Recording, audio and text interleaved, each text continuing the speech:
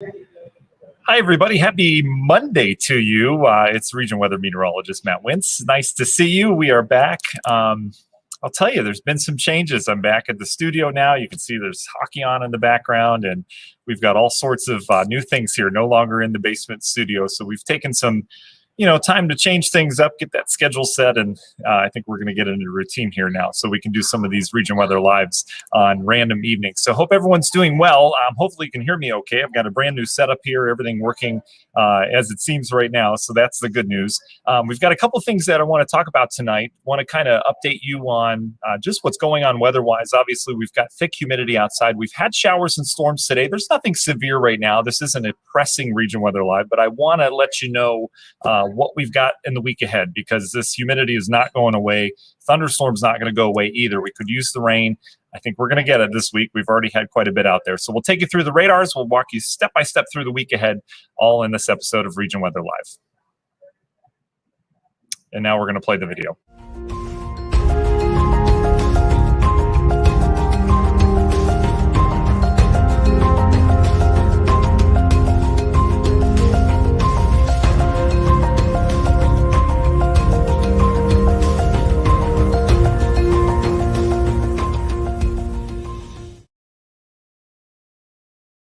Boy, that last graphic with the snow kicking up, that probably needs changed into a lightning bolt or something like that. So I hope everyone's doing well. It's been a long time since we've talked. I hope everyone is enjoying the summer-like pattern that we're settling into across Northeast Ohio and areas of the Midwest and up towards Wisconsin. And actually, this goes all the way towards the Canadian border.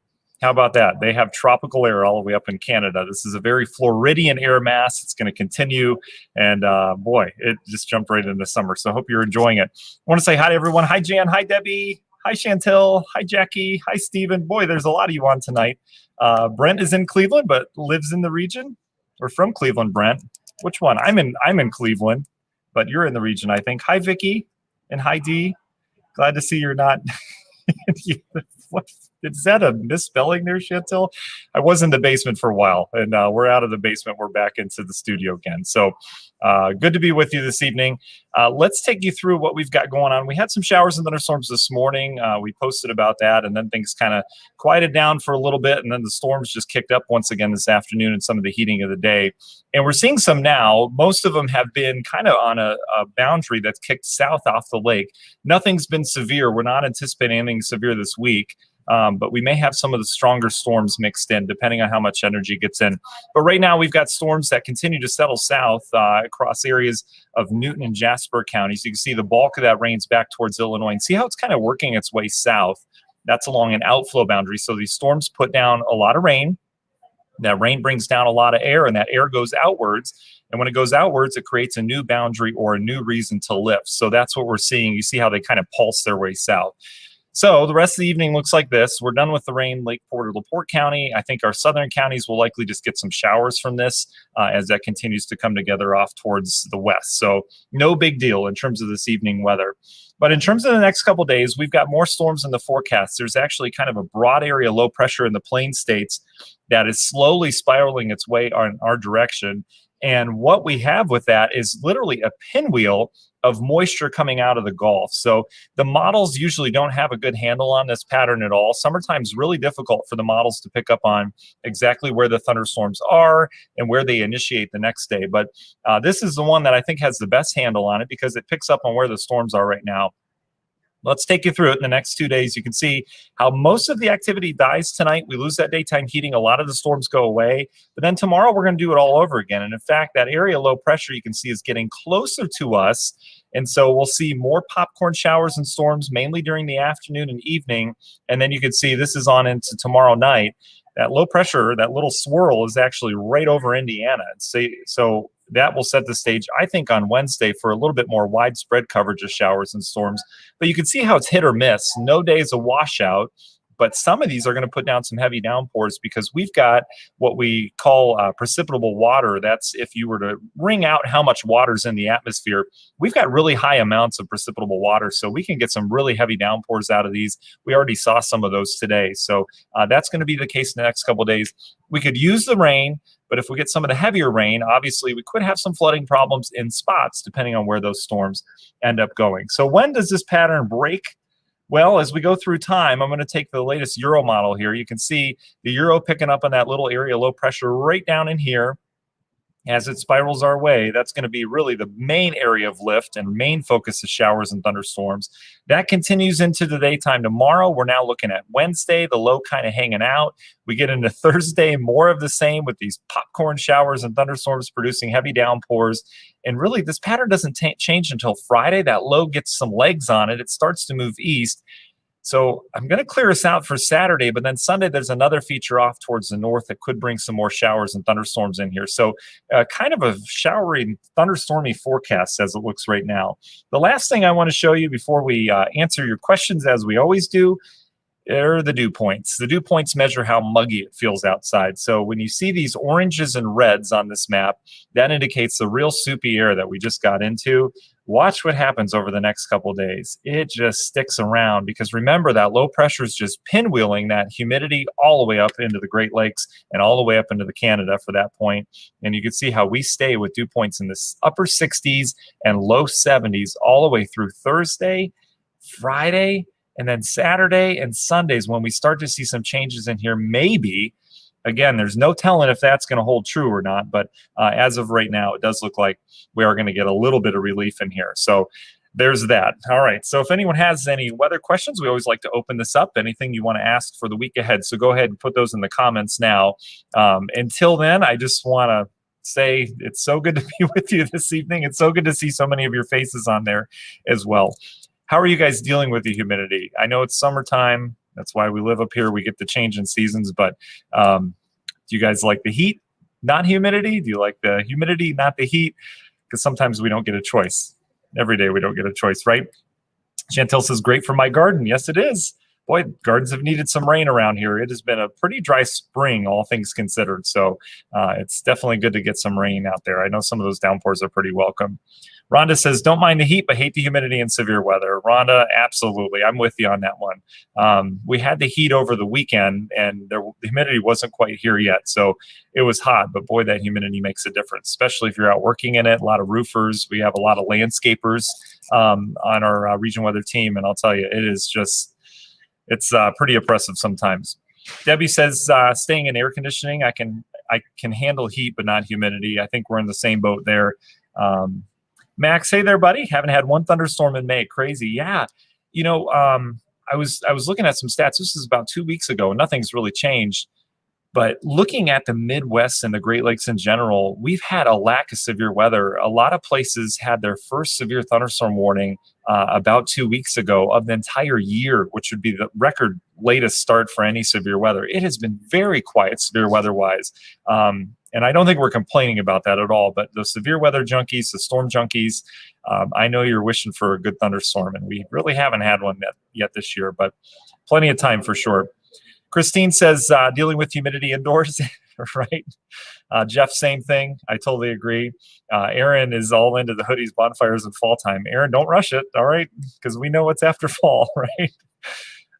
And there we go. There's Debbie, our severe weather junkie, one of many who loves severe weather, nature's fireworks. You know, what's interesting about the nature's fireworks thing, we always, and I'm telling you, I track this every year, we always have a really good storm sometime right around the days leading up to or just after 4th of July.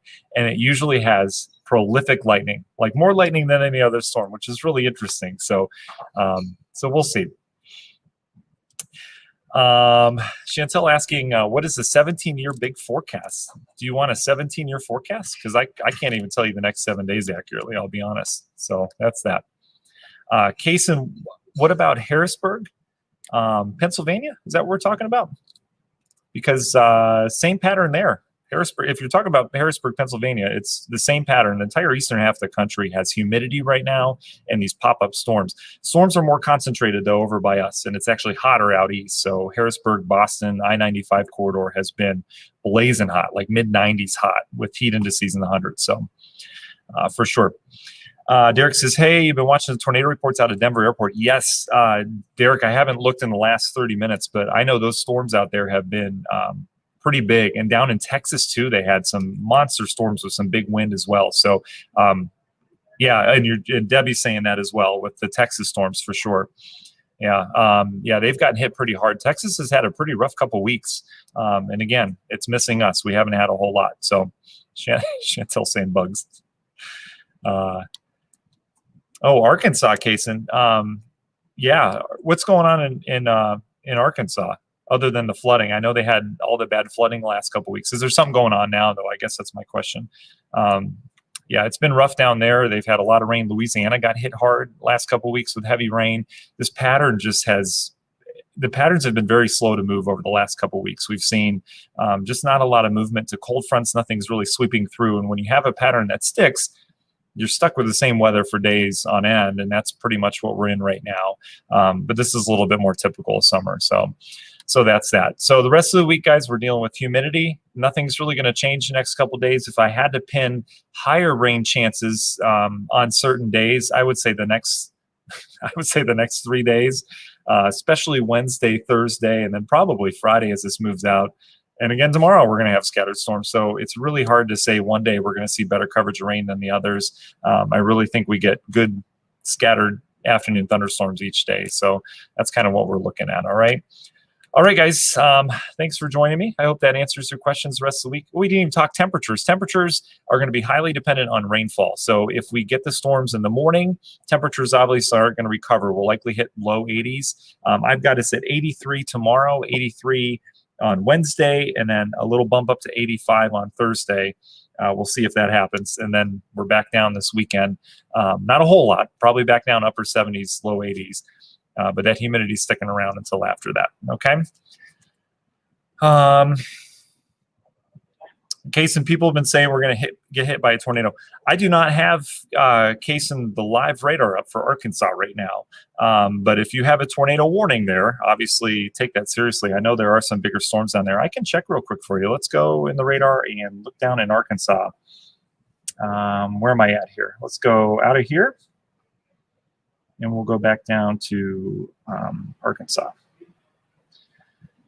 That doesn't look like, no, Kaysen, you're fine. If you're down in Arkansas right now, you're completely fine. There's heavy rain. There's some storms moving through. None of that looks tornadic to me, though. All of that looks, let's get localized down there. So here's your storms you're dealing with. There's heavy rain and gusty winds on this leading edge, but there's nothing tornadic in this leading edge that's heading north. This is just heavy rain, and the wind will change, and then you get this general rainfall. The tornado threat is still pretty high down here, but that tornado threat would be right here where my mouse is, right where everything kind of comes together, which is now heading into Memphis and areas of Tennessee. So keep an eye on some of these northern cells, but it does look like you're fine in the Arkansas area. So I hope that helps for sure. All right.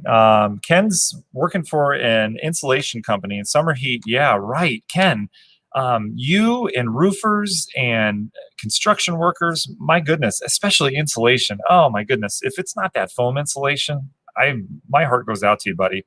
That's some hard work. So yeah, the cooler temperatures are welcome for so many people that work outdoors and work in attics and stuff like that. So for sure. Rhonda, thank you. You're awesome as well. It's good to see you. I think you have a new Facebook profile picture. Looking good there, Rhonda. And Kaysen, you're welcome. All right, stay safe down there in Arkansas. All right, guys, we'll let you go this evening. We're going to join you a couple more evenings this week. So we'll keep you updated on just things you need to know.